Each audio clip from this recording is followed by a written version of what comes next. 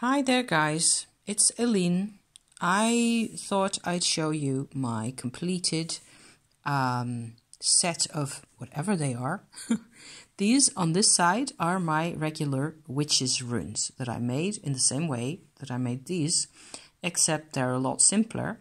So it's basically just you roll a bead out of clay and press it down between your hands so it becomes flat, like a Smartie, like that. And then you carve your symbol on the one side. So that's how I made this lot over here. I have used them on and off. I have felt that I had some type of a really interesting connection with this divinatory system. Like more people, there's loads of intel on the internet about witches' runes by now. It seems to be kind of a little popular little system. Also the videos that I have put on my channel about this set, casting with them or what have you, have been viewed quite a number of times. So it looks like it's a subject that people are interested in. I had the idea to sort of expand from this to make like a second set that would have a skull theme. So I've got all this lot over here. It all belongs together, really. I just separated them out because these are actually slightly sort of related symbols. So I just went ahead and made what I liked, right? This whole lot over here belongs in with them as well. There's like a goddess with this bits over here that you can see. They're like bits of ash that are still embedded in the clay. So there's like a prehistoric goddess type with a skull in her arm, like so. Slightly bigger one. The sun is also slightly bigger, sun as a skull. I found this interesting to make. I had fun doing this. This is the moon pellet, moon symbol with moon astrological symbols on either side, and a sort of supposed to be a circle with a dark semicircle on one side, like that. And the moon is reflecting in the water as per the norm, right? This one's slightly smaller than the others. So I wasn't really too fussed about getting exactly the right size. And I was experimenting also with making as fine detail as I could, because this type of clay is rather coarse.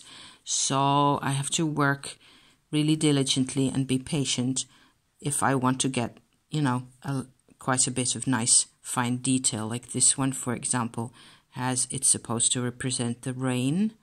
So it has a puddle at the front here with like circles, rings of drops falling in a puddle of water, like that. So this one would have to do a lot. It would be like an Ace of Cups type of a thing going on right there. So there's all that type of, mystical, magical imagery. There's a portal or a gateway, a gate in a castle that has a door that's slightly open with a skull to one side. This one is supposed to represent a mushroom that the skull is sitting underneath, stuff like that. Nice witchy stuff. You could, I wanted to do this also to explore a bit further the how it looks if I make these with skull imagery. Oops, these are the backs, by the way. They all have moon sickles, like the same type. I fired them in a tin that we cleaned out from cat food. It turns out that actually works, because then the all your little your things are sort of gathered together in one place and you can't lose them. The tin, however, will not last longer than just one session. After 3.5, 4 hours or so in the fireplace at quite high temperatures, these have to be red hot, so actually shiny red hot, for at least 2 hours in order to fire properly. So I've said this before, I think, at some point, but I'm saying it again. So that type temperatures, the cat food tin doesn't last. It really collapses in on itself. And I think that some of my little whitish and greyish bits and bobs here and there are actually metal that's sort of fused into the clay at that point. So that's not a problem in my book. I don't care. It's supposed to be, you know, it looks the way it is. It's handmade stuff.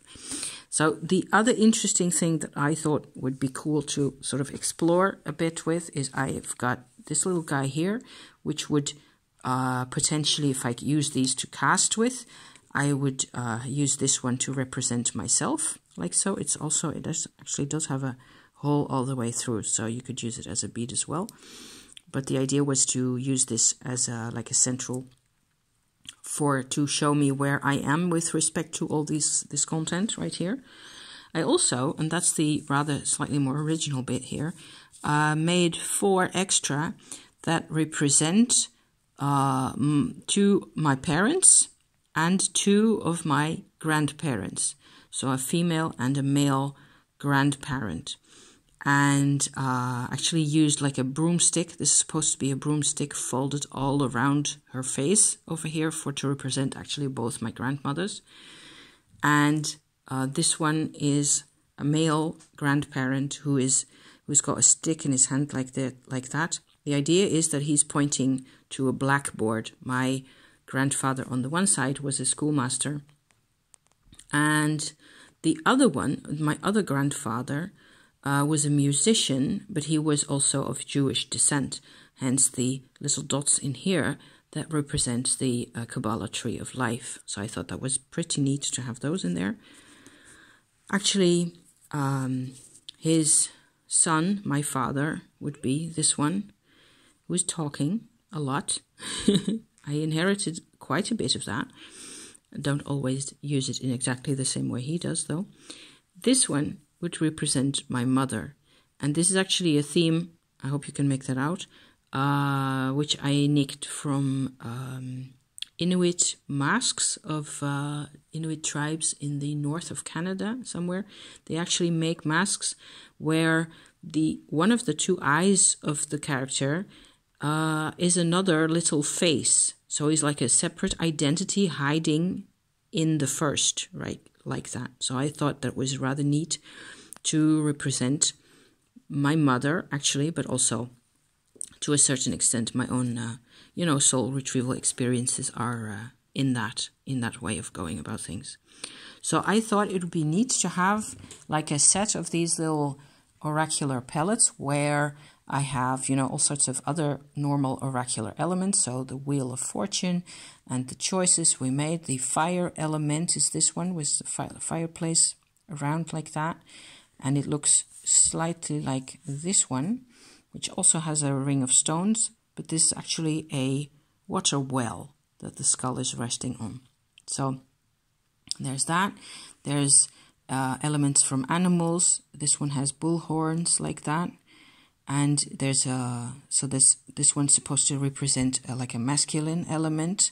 It has you don't really see that well. Actually, there's a Saturn symbol over here. There's supposed to be a Mars symbol in here as well. It's sometimes really difficult with this type of clay to get them to come out properly. Other symbols like that. So this one has a playing card. It's supposed to represent the season of summer, of games and joy and not having so much to worry about. This one has, it's supposed to look like a fan with a hand at the bottom and these panes of the fan like so going out with a little face on each. You can, fill in what that might mean for you. It's just that I went ahead and made whatever came to me at that point. This one's upside down, like so, yes. It's an oak tree, so that would represent the earth element. So then you have like here the fireplace, fire element, the oak to represent earth. This one for water, like so, with the rings. And this one is supposed to be half a skull. I think that's quite impressive still. And it has, I don't know if you can make that out, it has lines going down like this, forked lines like lightning.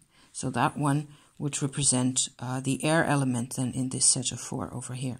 So you can, sort of fill that in as you like. I didn't really intend for it to be finished at any point where you could just, I think there's 21 of these in total, including the ancestor pellets like that.